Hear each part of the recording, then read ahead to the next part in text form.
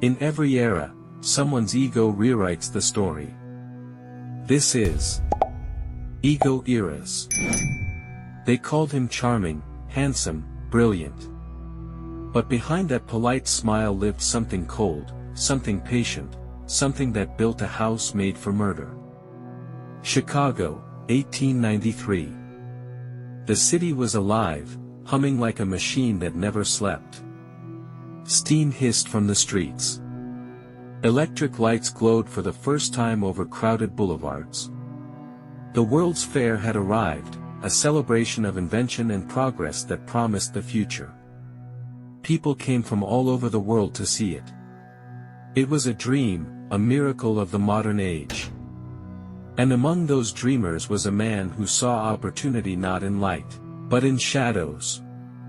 His name was Herman Webster Mudgett, though soon everyone would know him as H.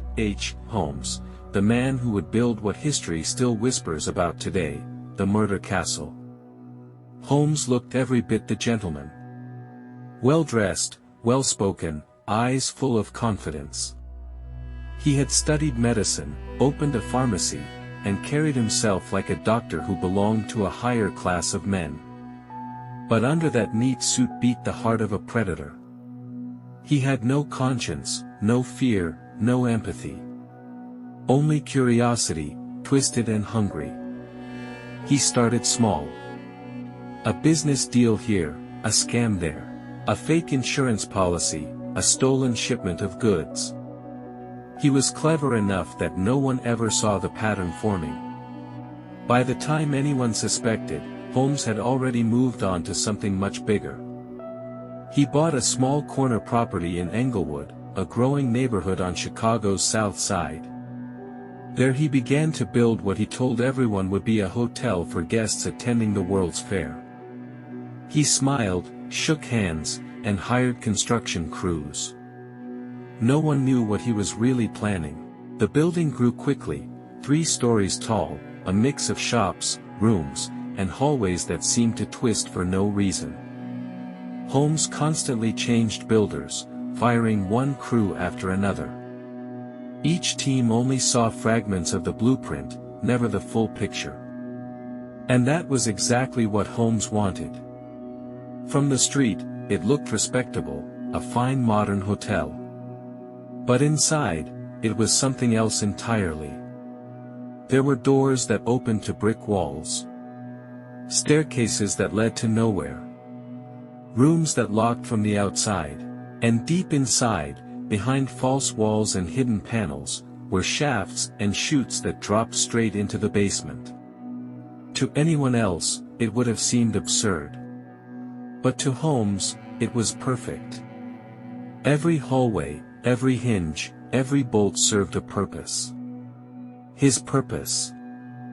When the World's Fair opened, millions poured into Chicago, and Holmes's hotel began to fill.